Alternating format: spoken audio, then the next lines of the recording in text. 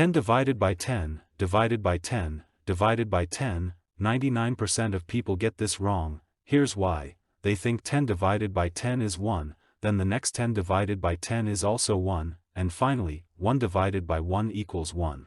But that is completely wrong. Why? Because they're ignoring the PEMDAS rules, the fundamental order of operations. Let me show you the right way. Look, the PEMDAS rule is very simple. First, we have to solve the expressions inside the parentheses, then the exponents. Next, we get to multiplication and division, which have the same priority and must be solved strictly from left to right.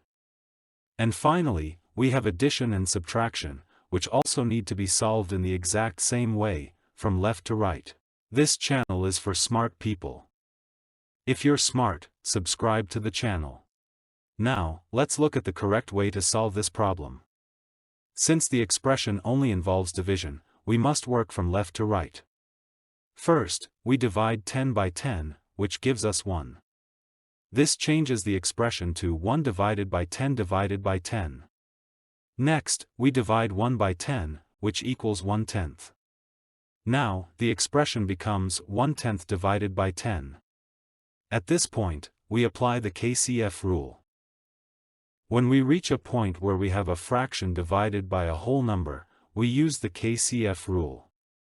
KCF stands for keep, change, flip. We keep the first fraction exactly as it is, change the division sign to multiplication, and flip the second number to its reciprocal. Then we simply multiply the numerators and denominators to get the final answer. Applying the KCF rule, first, we keep the first number, which is 1/10. Second, we change the division sign to multiplication. Third, we flip the second number.